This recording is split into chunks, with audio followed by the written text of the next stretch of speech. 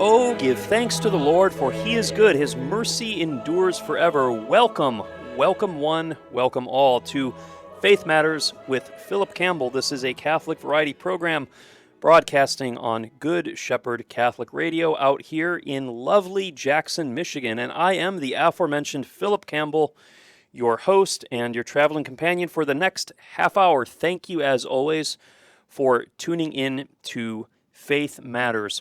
Now, let me ask you a question, and I'm presuming most of the audience is Catholic, so this is definitely a Catholic-y sort of question. Have you ever venerated a relic? You ever venerated a relic of a saint? Or maybe like a relic of the True Cross or anything like that? Maybe you have a little reliquary in your home with some sort of relic of a saint or something that's touched a saint, like a holy card that is a third-class relic or something like that. Have you ever done that? You ever been to a relic exposition or seen a lot of church? Like you got on to St. Anne's in Detroit, they have this corner with all these relics and these little reliquaries. It's really kind of neat to see. Or perhaps you've heard of the old medieval trade in relics. Maybe you've never venerated relics, but all you know about is like, oh, didn't they used to sell those things in the Middle Ages when the church was all corrupt? Maybe that's all you know about relics. We're going to talk in today's episode about the concept of relics, the Catholic veneration of relics, why we venerate them, and why there's a good and praiseworthy practice to venerate the relics of Christ and the saints. Now, although the practice has disappeared from Protestantism at the time of the Reformation, this was condemned by Luther and the Reformers as superstition, something that was unbecoming for enlightened Christian people to do. So although it's disappeared from Protestantism, the veneration of relics has always been an integral part of historic Christianity, whether in the Catholic West or the Orthodox East. It goes back to the very earliest days of Christianity. We can find evidence of the veneration of relics going way back to patristic times, to the period of the Roman persecutions, when the local Christian community would gather at the tomb of a martyr and say masses at the martyr's tomb while praying for his or her intercession. And then, of course, throughout the Middle Ages, there was a great proliferation of the veneration of relics. But getting ahead of myself, I guess we should step back and ask the very fundamental question: why do we pay homage to dead bodies? If we want to just be blunt about it, that's what venerating relics is, paying homage to dead bodies, especially pieces of dead bodies, because when you have a reliquary, or you see a reliquary in a church, that's just a little piece of the saint. It's not the whole saint usually, it's just a little piece. Now, I remember I was not raised Catholic. I was baptized Catholic as a baby, but I was not raised in the church. And then when I was like 19, I discovered Jesus and I got interested in Christianity. And then it took me another couple of years to come back into the Catholic Church. And shortly after I became Catholic or re-entered the church, I enrolled in studies at Ave Maria University. Then it was Ave Maria College. It was in Ypsilanti, Michigan. And I did a study abroad semester in Austria, in the town of Gaming. And I remember I was in Gaming in the fall semester of 2003, and I'd not been Catholic for very long. And so there were still a lot of things I hadn't been exposed to or didn't know much about. And it got to be October, and it was the feast of Saint Therese of Lisieux. And I went into the chapel where we all had Mass, and there was a reliquary with a relic of Saint Therese of Lisieux that was setting out on a table for veneration. And I didn't know what it was. And so I went up to the priest who was the chaplain. I remember his name was Father Dennis. He was a Franciscan. I said, Father Dennis, what is that on the table? He said, that's Saint Therese. Oh my gosh, I was so befuddled. I didn't know what he meant. I was like, no, I mean that thing on the table, that little golden thing, with the glass. What is that? And he goes, that's Saint Therese. And I said, that? And he pointed right at it. He said, that is Saint Therese. And I couldn't believe it.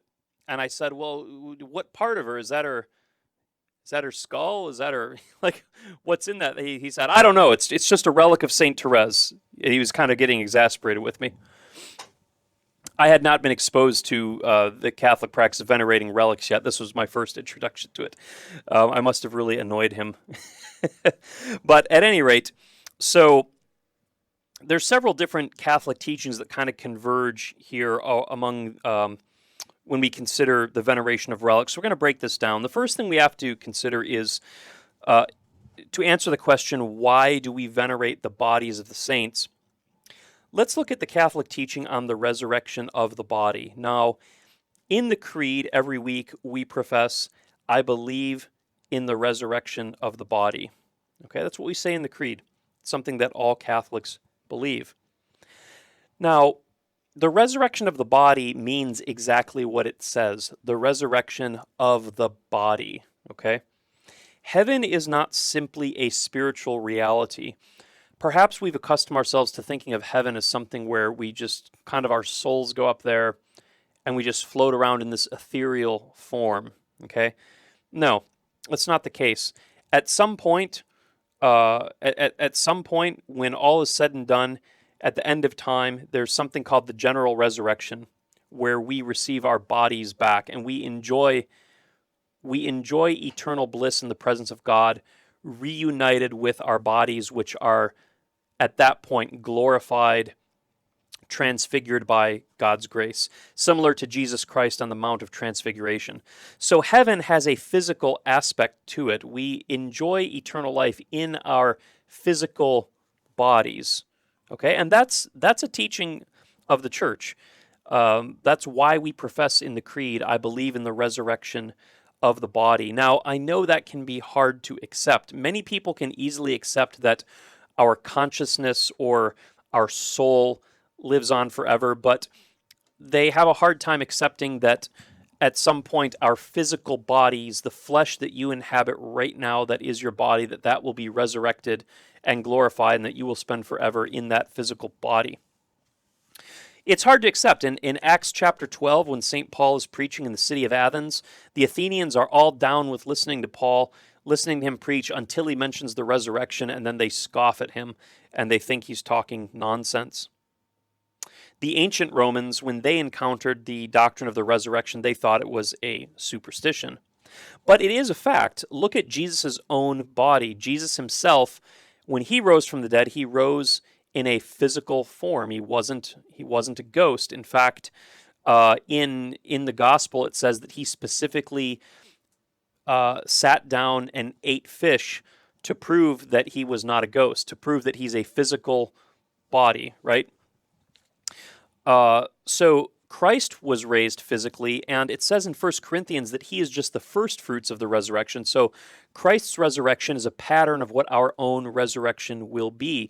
Our own bodies will be raised, and they will be glorified in grace, just as the body of Jesus Christ was glorified. So we can look forward to spending eternity in our resurrected bodies, and that's simply what the Church teaches. If you don't believe in the resurrection of the body, that's fine, but that's not what Catholics believe. It's not what the Church has traditionally taught, and that's not what the resurrection of Christ and the New Testament reveal to us. Okay, so the resurrection of the body. We're going to be raised in our physical forms and spend eternity in them. Now, sometimes, by a special gift of God, individuals who are truly holy are given tastes of this glorification in their bodies even here and now, kind of by way of anticipation. So we're talking about very holy individuals, people that we might consider saints, are given a kind of foretaste of this glorification in their body here and now by a special grace of God. And sometimes this is manifest by special signs and miracles that are worked through them. And we can see this right in the Bible. For example, in the Old Testament, it says in the book of 2 Kings, chapter 13, that the bones of Elisha the prophet raised somebody from the dead. It says that these robbers killed a man, and they threw him in a pit where Elisha had been buried. And when he came in contact with the tomb of Elisha, the man was raised to life. Or if you go to the New Testament, it says that people were healed by touching handkerchiefs that had been touched by St. Paul. That's in Acts chapter 19. But not to be outdone, St. Peter in Acts chapter 15, it says he was able to heal people just by walking past them and his shadow touched them and they were healed. So these are all examples in the Bible of individuals who God wished to manifest the glorification of the body even before they died, before they went to heaven. This body here and now, by a singular grace, God wanted to give them by way of anticipation a kind of taste of the glorification of the body that is to come. And this is why you will often get situations in church history where the dead body of a saint, when they open his or her tomb, they will smell roses. Instead of like a rotting, decaying smell, they will smell roses or a sweet fragrance. This is to kind of serve as a foreshadowing or anticipation of the glorification of the body. Now, these sorts of miracles are testimonies to the reality of the resurrection. God, throughout church history, has frequently glorified his saints by working miracles at their tombs, or for those who have come in contact with their physical remains. Typically, in the old days, the way a cause for canonization would start is someone very holy would die, like let's say St. Dominic, the founder of the Dominican order. He dies, and he has a reputation for sanctity. And so he's buried. And then what would happen is Christians would come to his tomb to pray for different things because they already believed he was in heaven based on his holy life. And many miracles would be granted by people who came to the tomb to pray. Here in southeast Michigan, we have our own blessed Solanus Casey, who was a Capuchin father who was just beatified recently. I've been to his tomb before in Detroit at St. Bonaventure Monastery. His tomb is kind of an elevated coffin that you could kneel down and put your head right against it and pray. I think since his beatification, I think they encased it so you can no longer touch it directly. But at any rate, this is something people do as an act of piety. They come to his tomb to venerate his remains in hopes of obtaining that which they are praying for at his tomb. So this is why the relics of saints have been venerated traditionally. Now, in the olden days, you had Catholics going to the tombs of the saints or the martyrs, but then later what would happen is the competent church authorities, the Pope or the bishops, would take the body of the saint and they would distribute parts of it amongst various churches.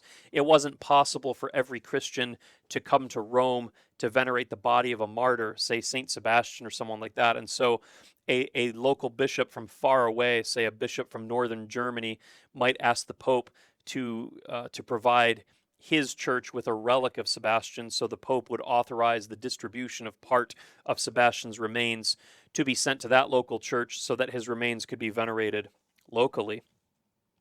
So this is why they have been venerated traditionally. In fact, it's very, very common. Did you know that there are relics in every consecrated altar? This is part of what it means for an altar in a church to be consecrated. When you have a new parish being established and that church is being consecrated, part of that consecration is the solemn placement of relics within the altar of that parish, so that every sacrifice of the Mass is taking place on top of the relics of the saints. In fact, in the old days, the way churches got their names is that they were named for the relics that were inside of them. That's how churches got their names in the old days. So St. Peter's Basilica is named St. Peter's because the literal body of St. Peter is inside that basilica. or if you went to a cathedral, I don't know, like Saint Stephen's in Vienna. That's because there was relics of Stephen literally inside the cathedral. So now the reason for this, why was the church so insistent that our liturgy be celebrated in the presence of relics of the saints? Well, this is meant to call to mind the mystery that we read about in the New Testament in Hebrews chapter 12, that when we worship, we are, quote, surrounded by a great cloud of witnesses. The saints are present in the liturgy. Remember, the church exists in three states. We have the church militant, that is us Christians who are here on earth fighting the good fight. There's the church suffering in purgatory. But then there's the church triumphant in heaven. These are the saints who are already enjoying the beatific vision in heaven, already rejoicing in God's presence. These are part of the church as well. And when the church celebrates the liturgy, the entire church celebrates, both those on earth and those in heaven. And so celebrating Mass over the relics of the saints is a reminder that that we are celebrating with those in heaven, that death has not separated us. The communion of saints joins all Christians together, whether on earth, purgatory, or heaven, in the singular worship of God. If you read the book of Revelation, it talks about how St. John, in his vision, he sees in the heavenly liturgy that the martyrs are beneath the altar praying for the church. And that's a very poignant image. In fact, historians of the liturgy go back and forth whether the reason Revelation says there's saints under the altar is because in the first century it was already the practice to put relics of the saints in the altar. Or perhaps the practice was inspired by the image in Revelation. We don't know. But at any rate, this is supposed to be a tangible reminder of their intangible presence. A tangible reminder of the intangible presence of the saints in the worship of God.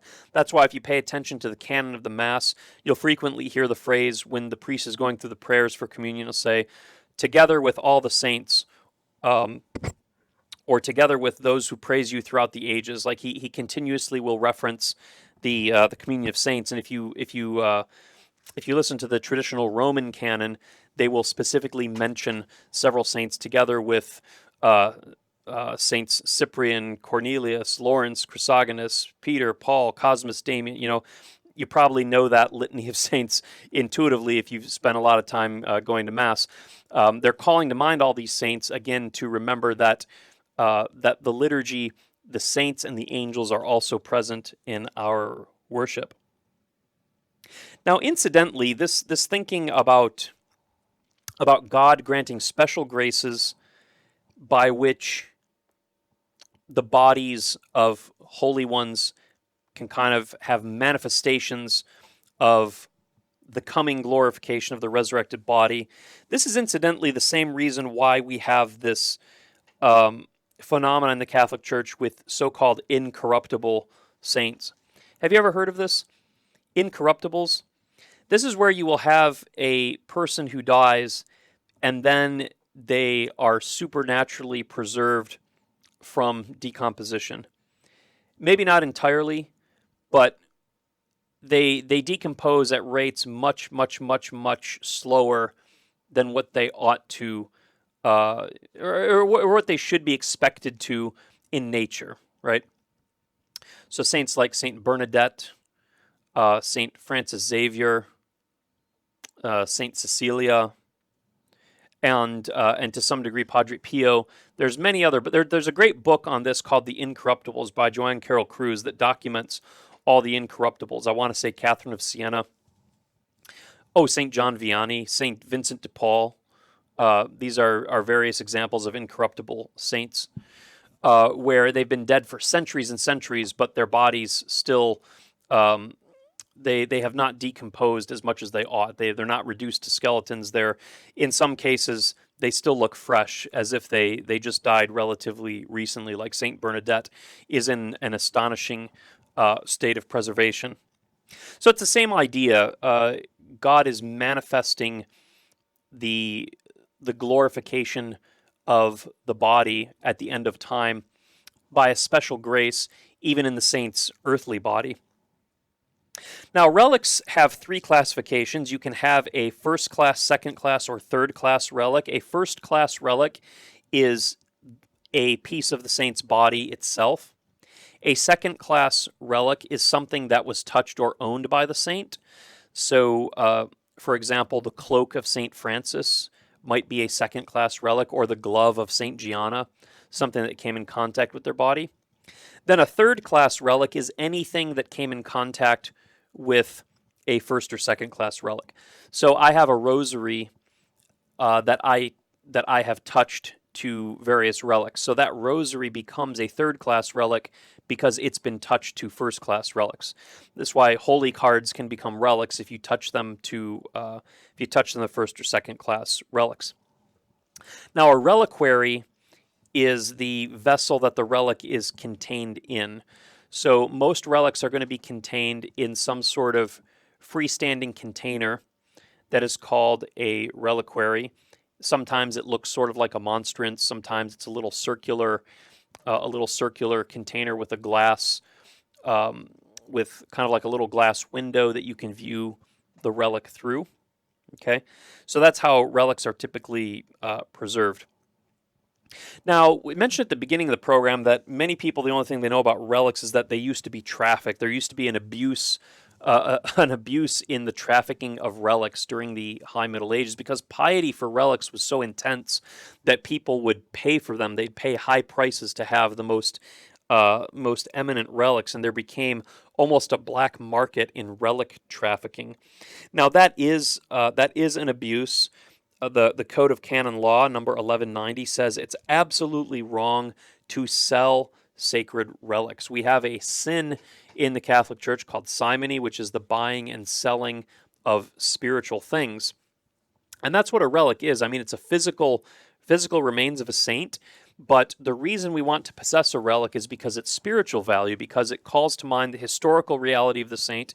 It helps us to feel more tangibly, to experience that communion of saints, to hopefully aid us in our devotion and our prayers and obtaining the favors through the intercession of the saints. So those are all spiritual things, and to sell or traffic in relics is therefore forbidden. But even in the Middle Ages, when this was going on, we have to remember that there would not have been such a trafficking in relics if they had not been so popular, if Catholic piety had not been so intense and so interested in the veneration of the saints. So even though we no longer traffic in relics, there's no longer a black market in relics, or at least I hope there's not. But, well, let's just say that occasions of black marketing in relics has probably gone down significantly since the Middle Ages. But even so, the veneration of relics is still a very Catholic thing. It's not some weird medieval thing that doesn't happen anymore. It's very, very common. And it's a wholesome thing. It's a good thing to do. The Catechism of the Catholic Church, paragraph 1674, says, quote, "The religious sense of the Christian people has always found expression in various forms of piety surrounding the Church's sacramental life, such as," and the first thing it lists here, "the veneration of relics." That's the very first thing the Catechism lists as an expression of piety, a popular expression of piety, the veneration of relics. But then it goes on to say visits to sanctuaries, pilgrimages, processions, stations of the cross, religious dances, the rosary, medals, etc. So if you want to look that up, that's the Catechism of the Catholic Church, paragraph 1674. So this pretty much sums up why we venerate relics. When you go to a church or some sort of shrine and you touch your scapular to a relic, or you kiss the relic of a saint, or you get blessed by a relic of the true cross, this is a way of not only manifesting and demonstrating the communion of saints, but it's also a special act of piety. It's a way of asking. It's a way of asking for that saint's intercession, in hopes that God will grant the favors petitioned through that saint. And so it's a good and wholesome thing. So I hope this has helped you to understand the Catholic practice of the veneration of relics, And maybe if you have other friends or relatives who aren't Catholic, who are Protestant, who are like, geez, why you Catholics are so weird? You're like, you're kissing these little boxes with the bones of dead people. If you want to help them understand the spiritual reasons behind this, maybe you can pass this talk on to them, and I hope it helps you. But that's about enough for today. So until next time, this has been Faith Matters with Phillip Campbell. May the Lord bless you and keep you. The Lord make his face to shine upon you and be gracious unto you. The Lord lift up his countenance upon you and give you peace. God bless you, my friends.